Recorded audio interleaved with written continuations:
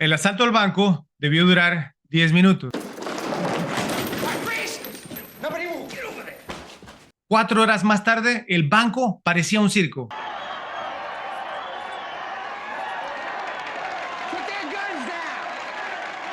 8 horas después, era lo más candente en televisión. 12 horas después, era historia antigua. Sheldon, would you please remain on the apron until the hostages are well inside the... Dog Day Afternoon, tarde de perros. A continuación, por las repetibles. Bienvenidos a una nueva edición de Las Repetibles, el podcast en tu idioma donde repasamos las películas que nos gusta ver una y otra vez. Me llamo Alfredo Clark y soy su amigo y anfitrión. En este episodio les traigo una icónica película de drama criminal que causó sensación durante su estreno en 1975 y cuenta la historia de un desesperado y malogrado asalto a un banco, protagonizada por el que es posiblemente el mejor actor de todos los tiempos en uno de sus papeles más memorables. Esta apasionante cinta es un thriller policíaco complejo, adulto y estimulante, basado en un suceso de la vida real, el robo del banco Chase Manhattan Bank en Brooklyn, el 22 de agosto de 1972, lo que sin duda la convierte en una de las mejores películas de Nueva York jamás filmadas. Estoy hablando de Dog Day Afternoon, Tarde de Perros, con las actuaciones de Al Pacino como Sonny Wortzek, John Cazale como Sal Naturile, Charles Durning como el sargento Eugene Moretti, Chris Sarandon como Leon Shermer y Penelope Allen como Sylvia, la jefa de cajeras. Dirigida por Sidney Lumet, fue estrenada el 25 de diciembre de 1975 con un presupuesto de $1.8 millones y logró recaudar más de $50 millones en taquilla. Fue nominada a 6 premios de la Academia, logrando ganar solamente en la categoría de Mejor Guión Original y perdiendo en las categorías de Mejor Película, Mejor Director para Lumet, Mejor Actor para Pacino, Mejor Actor de Reparto para Sarandon y Mejor Montaje. Actualmente cuenta con un rating de 8 sobre 10 en la página imdb.com, luego de haber recibido más de 272,000 votos por parte de los usuarios de dicha página. Mientras que en el tomatómetro de Rotten Tomatoes cuenta con un rating del 96% por parte de los críticos profesionales y del 90% por parte de la audiencia general. La primera vez que vi Dog Day Afternoon fue en uno de esos canales de cable donde pasaban juegos de béisbol. Si no me equivoco, fue WG en el canal de los Cachorros de Chicago. Por esta razón, vi la versión editada para la televisión, pero igualmente me impresionó mucho. Sobre todo la actuación de Al Pacino, quien ya se estaba ganando el lugar que hoy en día ocupa como uno de mis actores favoritos de todos los tiempos, luego de haberlo visto en El Padrino Parte 2 y en Scarface, Cara Cortada. Luego de haberme la repetido unas 8 o 9 veces, que es la cantidad de veces pues, que me la he visto, y la considero una película casi perfecta y prácticamente imposible de criticar. Es un film de primerísima categoría que te mantiene en el borde de tu asiento de principio a fin, sin darte indicios de lo que se sucederá, y luego nos presenta la resolución final sin apologías ni lamentos, solo los hechos. Es realmente una expresión del cine de los 70s en su máximo nivel. Necesito que me hagan un favor, suscríbanse, denle like y compartan este video en sus redes sociales para que YouTube sepa que les gusta este contenido y recomiende el canal a otros amantes del cine como ustedes. De paso, activen la campanita para recibir notificaciones de nuevos videos. Visiten mi canal de YouTube para acceder a los episodios previos. Y si buscan la versión de audio del podcast en Spotify, Apple Podcasts, Amazon Music y también en Google Podcasts, la van a encontrar. Me pueden seguir por Instagram, X y Facebook para estar al día con el nuevo contenido y poder interactuar conmigo. A finales de los 60, el brillo de Hollywood se estaba desvaneciendo en Estados Unidos. A raíz de acontecimientos culturales como el asesinato del presidente John F. Kennedy, el movimiento por los derechos civiles y las intervenciones militares estadounidenses en Vietnam, el cine que invocaba ideas que no eran inmediatas a la cultura estadounidense actual ya no conseguía que la gente gastara su dinero yendo al cine. Esto provocó que empezaran a dominar las películas que representaban realidades sombrías, como los carismáticos de Bonnie y Clyde de 1967, asesinados a tiros en la calle, o los rebeldes de Easy Rider, Busco mi destino de 1969, que también perecieron al fin. La gente estaba expuesta al horror de la realidad de forma constante y Hollywood se dio cuenta de la necesidad de adaptarse a su audiencia. A raíz de este movimiento contracultural se estrenó Tarde de Perros, una película creada para ensalzar el realismo en el cine. No hay banda sonora, no hay iluminación artificial y las actuaciones muestran la desesperación del hombre común y corriente. La historia en sí se basó en hechos de la vida real, y al igual que sucede en la vida diaria, no existe una resolución firme de los conflictos presentados. Dog Day Afternoon desafía las normas convencionales de narración al centrar su historia en personajes que existen fuera de la sociedad en general. Los protagonistas de la película, Sonny y Sad, no son criminales empedernidos, sino más bien trabajadores obligados a tomar medidas desesperadas por las dificultades económicas y las luchas personales. El impacto de esta cinta se extiende más allá de su estreno inicial, influyendo en generaciones de cineastas que han tratado de emular su audaz narración y comentario social. La combinación de realismo, empatía y urgencia política de la película sentó un precedente para futuros trabajos de cine contracultural, dando forma a la trayectoria del cine independiente en las próximas décadas. Hay un momento durante Tarde de Perros en el que Silvia, la jefa de cajeras del banco, quien es uno de los rehenes, se encuentra fuera del mismo con la posibilidad de escapar. Moretti, el policía encargado de negociar con Sony, le dice que se quede afuera, que no tiene por qué regresar a su lugar como rehén, diciéndole a Sony que la deje irse. Pero no, ella regresa al banco con las otras cajeras, diciendo con orgullo, son mis chicas, voy a regresar adentro. Lo que quiso decir es que su lugar estaba en el centro de la cobertura televisiva en vivo inspirada en el robo. Ella lo estaba disfrutando. La película destaca el papel de los medios de comunicación a la hora de moldear la percepción pública y convertir acontecimientos de la vida real en espectáculos sensacionalistas. A medida que se difunde la noticia del robo al banco, los periodistas acuden en masa al lugar, ansiosos por capturar el drama que se desarrolla ante ellos. La película describe la búsqueda incesante de los medios de comunicación de titulares sensacionalistas y material dramático, a menudo a expensas de la verdad. A lo largo del film, la cobertura mediática del robo al banco se vuelve cada vez más explotadora, convirtiendo un acontecimiento trágico en entretenimiento para las masas. Los reporteros sensacionalizan la historia, centrándose en detalles lascivos y anécdotas personales en lugar de las cuestiones socioeconómicas subyacentes que impulsaron el crimen. Este énfasis en el sensacionalismo mediático refleja las primeras etapas de los reality shows, donde se priorizan las narrativas dramáticas y los conflictos sobre la exactitud de los hechos, como lo vemos cuando Sal se molesta al escuchar que reportan por televisión que los asaltabancos son dos hombres homosexuales. Sony, por su parte, se convierte involuntariamente en una celebridad a medida que se intensifica la cobertura mediática del robo al banco. A pesar de sus acciones criminales, disfruta de la atención y acepta su nuevo estatus como sensación mediática. Su decisión de robar el banco se debe en parte a su deseo de hacer una declaración y afirmar su existencia en una sociedad que lo ha marginado. De manera similar, los rehenes y transeúntes atrapados en el caos del robo buscan validación a través de sus interacciones con los medios, con la esperanza de dejar su huella en el mundo y asegurarse sus 15 minutos de fama. Ambos personajes LGBTQ, en Tarde de Perros, hablando de Sonny y Leon, son retratados como seres humanos con problemas complejos y cuestiones directamente relacionadas con su identidad y la manera en que son tratados en la sociedad como resultado de su orientación sexual. Por esta razón, la película ha sido acogida por la comunidad gay como una cinta progresista para su época, que retrata a los personajes LGBTQ como individuos complejos que son incomprendidos por las personas que los rodean. La película también refleja y desafía algunos de los temas y movimientos que fueron prominentes en ese momento. Sidney Lumet comentó lo siguiente: creo que fue la primera representación en una película no solo de la homosexualidad, sino de la transexualidad. Me preocupaba mucho que la gente reaccionara tan a la defensiva en torno a temas sexuales que se pusieran nerviosos y empezaran a reírse en las partes equivocadas. Según se acordó en el plató de filmación, el personaje de Leon debía ser manejado y presentado con mucho cuidado. Querían que fuera una persona y no una caricatura homosexual. Debemos tener en cuenta que esto era 1975, mis estimados, y aunque se estaban logrando algunos avances, todavía existía el peligro muy real de que los miembros de la audiencia gritaran y miraran a Sonny y Leon de una manera insólita. Obviamente, Lumet consideró que la revelación de Leon como la esposa de Sonny sería un momento importante en la película, así como un giro para la audiencia, y lo sabemos porque se tomó el tiempo de prepararnos después de la escena en la que Sonny le pide a Moretti que traiga a su esposa al banco.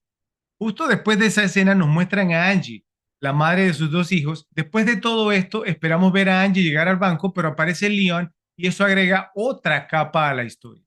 En adición a eso, nos enteramos de que la principal motivación de Sony para proceder con el asalto al banco era poder pagar la operación de cambio de sexo de Leon.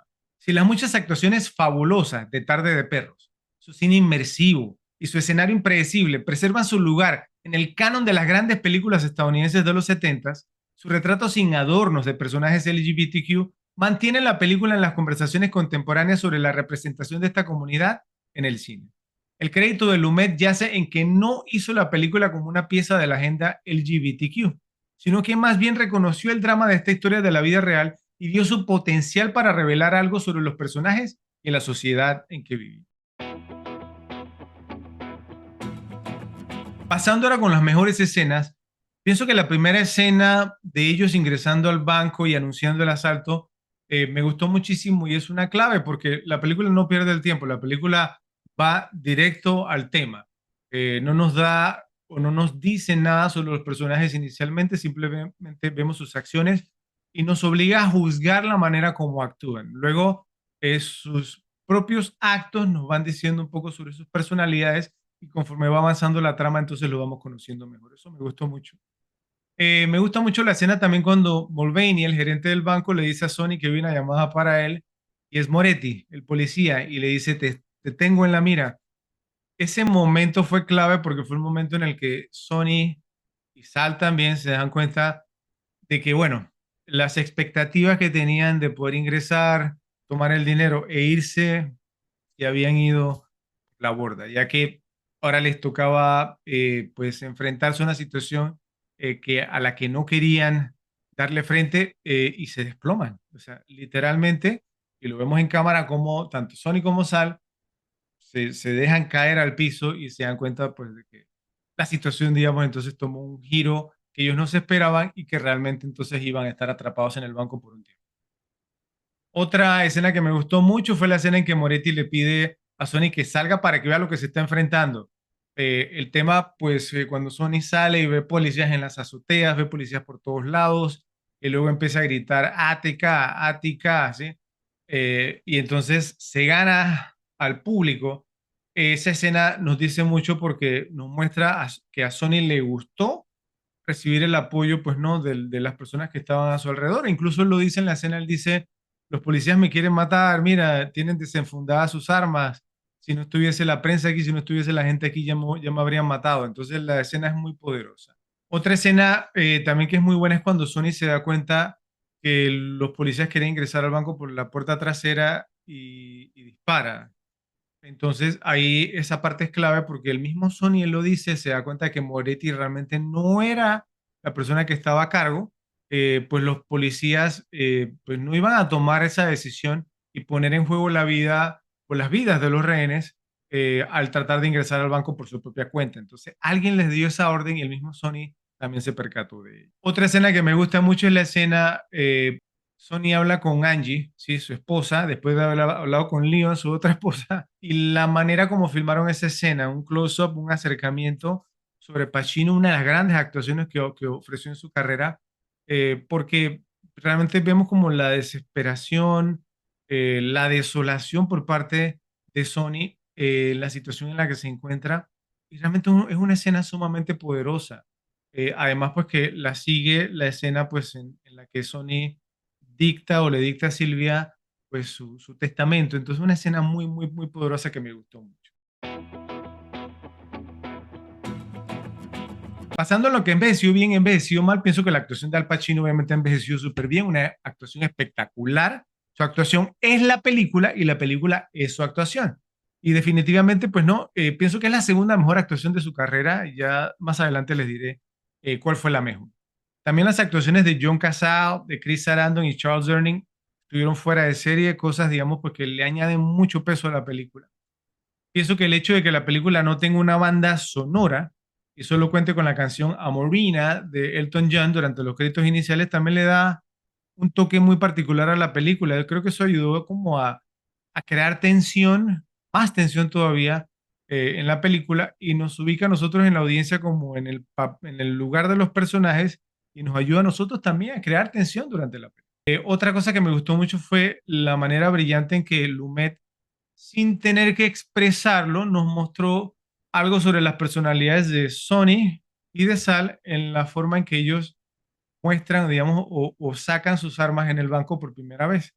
Sal lo hace de una manera muy tranquila, bajo control. Cuando está con el gerente, saca su arma y le dice, bueno, tranquilo.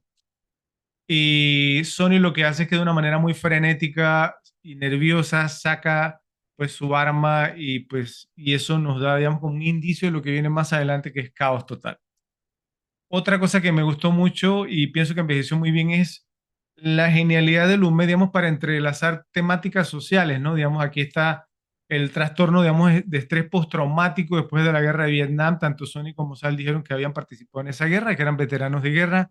El abuso doméstico, se nota pues que Sony era una persona pues bastante pues, violenta a veces, especialmente como cuando hablaba con Angie, con su esposa. Infidelidad, obviamente. El abuso policial también es una de las temáticas en esta película, la cobertura mediática, como lo mencioné anteriormente, la homosexualidad, el transgenerismo, el síndrome de Estocolmo, los rehenes, digamos, pues obviamente desarrollan una relación con Sony y con Sal, hablan con ellos, entre otras. Entonces tiene muchas temáticas y sin embargo, al tratarse de una narración compleja en su máxima expresión, Lumet hizo un trabajo magistral en esta película al unirlo todo, entonces fue algo tremendo. Pasando ahora sobre lo que considero que envejeció un poquito mal. Pienso que los que conocemos la historia de la vida de John Casal, pues esa escena en la que habla con Silvia, la jefa de cajeras, sobre fumar o no fumar y que pues que causa cáncer, pues sabiendo pues que John Casal murió de cáncer, entonces es un poquito, digamos, entonces difícil verla, especialmente porque obviamente su condición física y su salud obviamente se fue deteriorando hasta el punto que falleció años más adelante. Entrando a la categoría de cómo es que se llama ese actor, bueno, Lance Henriksen, como mencioné anteriormente en el papel de Murphy, es un actor pues que los que somos cinéfilos o nos consideramos cinéfilos conocemos su nombre ya que actuó en varias películas. Yo siempre lo recordaré en el papel de Bishop en la película Aliens de 1986, donde hace el papel, digamos, de un cibernético, que supuestamente del cual Ripley obviamente desconfía por lo que pasó en la primera película, pero resulta siendo uno de los héroes y después reaparece en la tercera parte. Dominic Chianese como el padre de Sony. Este es un actor que lo he mencionado también en episodios previos porque él actuó, apareció en El Padrino Parte 2 como Johnny Ola y también ha aparecido en otras películas como Todos los hombres del presidente en los 70, pero su papel más memorable es como el tío Junior, Uncle Junior, en la serie Los Sopranos, y siempre, digamos, entonces pues no lo vamos a recordar por ese papel. Y finalmente otro actor que quizás no, bueno, yo no me sabía su nombre tampoco, pero es Philip Charles Mackenzie como el doctor que ingresa, pues no, a darle atención médica a Mulvaney, al gerente del banco, y es un actor que quizás no lo recordamos por películas, pero sí por muchas series, por Cheers, que creo que es uno de los papeles, digamos, más se le conoce, no era, digamos, uno de los principales, pero apareció un par de veces y salió, digamos, en muchas comedias también. Así que esos fueron los actores cuyas caras reconocíamos, pero quizás sus nombres no siempre nos saben. Bueno, para entregar el premio Robert Duvall como el robaescenas en esta película, creo que sin jockey, o sea, sin duda alguna, se le lleva a Chris Sarandon en el papel de Leon. Una gran interpretación de este actor, cuya carrera obviamente pues parecía, digamos, que iba a darnos mucho más. Yo lo recuerdo, aparte de su papel en esta película, en la película Fright Night, La Hora del Espanto, de 1985, le dedicamos un episodio aquí en Las Repetibles. Él hace el papel del vampiro, Jerry Dandridge. Gran papel, una gran interpretación. Y realmente, pienso que su interpretación en esta cinta digamos, fue icónica. Entonces, una de las mejores, digamos, en su carrera, si no la mejor, fue nominado al Oscar, no lo ganó. James Broderick, el actor que hace el papel del agente especial Sheldon del FBI, es nada más y nada menos que el padre de Matthew Broderick. Sí, el mismísimo Ferris Bueller. La escena en la que Sony habla con su madre afuera del banco, digamos, ya de noche, Lumet le dijo a Pacino que simplemente improvisara toda la escena, pero le dijo a la actriz que hacía el papel de la mamá de Sony que se ciñera y que siguiera el guión al pie de la letra. Entonces eso dio la impresión como de que no estaban hablando de lo mismo y se escuchaba muy confuso, pero ese precisamente era el efecto que quería causar Lumet en la audiencia por digamos, pues no, lo emotivo del momento, ¿sí? Y porque era una tragedia realmente lo que estaba aconteciendo. Bueno, hablando de cositas que me molestaron de esta película, que realmente fueron muy pocas y son detalles nada más. Por ejemplo, cuando Sony ingresa pues al banco, inicialmente él dice que si todo sale según lo planeado, que iban a salir de ahí en menos de 30 minutos. 30 minutos es una eternidad de un asalto al banco, obviamente los 70 quizás era diferente el tiempo de respuesta por parte de la policía, pero hemos visto digamos, otras películas como Point Break o The Town con Ben Affleck, donde pues 30 segundos, un minuto ya es mucho. En Heat, Fuego contra Fuego también lo vemos. Entonces, pues 30 minutos es una eternidad y yo creo que eso, o sea, me molesta un poco. Otra cosa que me molestó fue el hecho de que Sony se veía que era un tipo capaz, él dijo que había trabajado en un banco, entonces, pero luego actúa de manera totalmente desconcertante, inicia un incendio, digamos, pues no, dentro del banco a sabiendas que eso podía llamar la atención y parecía como saber muy poco sobre asaltar bancos. Entonces, pues si sabes muy poco, organízate un poco mejor, haz un mejor plan. Entonces, no sé, eso me molestó un poco. Otra cosa que me molestó un poco fue el tema de que, bueno, ¿qué clase de criminal da información sobre su vida personal a las personas que está asaltando para que luego la policía lo pueda usar en su contra?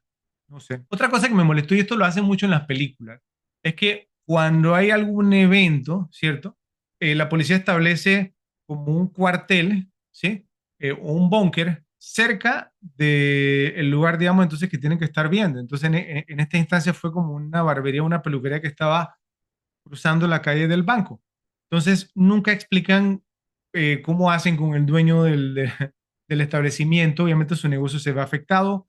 Si le pagan por estar ahí, no sé, o sea, o a qué acuerdo llegan con el dueño de ese establecimiento para poder estar ahí todo el día. Finalmente, pues lo que más me molesta de la película es que pues Sony traicionó a Sal. Hay personas que dicen que Sony no traicionó a Sal, pero creo que fue muy obvio, muy obvio que Sony terminó traicionando a Sal y eso causó la muerte de Sal al final. No sé qué opinan ustedes, por favor, me dicen en la sección de comentarios. Para finalizar, ¿quién ganó la película? Para mí no hay duda alguna de que Al Pacino ganó esta película, una de las mejores actuaciones de su carrera, un tour de force totalmente bien merecido. Creo que Sidney Lumet se le podría considerar, siempre se piensa mucho en Sidney Lumet cuando se habla de esta película. John Casal también, que tuvo una carrera extraordinaria, tuvo 5 actuaciones en 5 películas distintas, las 5 fueron nominadas como mejor película, ganando, digamos, entonces 3 de ellas como mejor película, The Deer Hunter, El Padrino Parte 2 y El Padrino. Entonces, es sumamente interesante, pero para mí no hay ninguna duda de que Al Pacino ganó Tarde de Perro. Tarde de Perros es un film de primer nivel de los años 70, basado sorprendente e inevitablemente en una historia real, en la que su director Sidney Lumet escenifica el caos con tensa claridad, reproduce el estrés y el sudor de las calles de Nueva York y gestiona un audaz ir y venir entre suspenso recargado y humor inexpreso. La película tiene mucho que decir sobre el poder de los medios de comunicación, la política sociocultural, la conciencia LGBTQ y el profundo estado de desconfianza y pesimismo que impregnaba la cultura estadounidense a mediados de los 70. Dog Day Afternoon nos recuerda que a veces la vida real es más extraña que la ficción, resultando en un film que casi no puede ser criticado, ya que es una obra maestra de actuación, narración, montaje y dirección. Es una experiencia visceral que te lleva sabiamente en una montaña rusa de emociones inolvidable sin predicar ni tomar bandos. Solo nos lleva hasta el final y nos invita a sacar nuestras propias conclusiones. Por eso se le dedicó un episodio aquí en Las Repetibles. Gracias por acompañarme. Los espero en el próximo episodio de Las Repetibles. ¿Por qué? Porque hay películas para ver y disfrutar una y otra vez.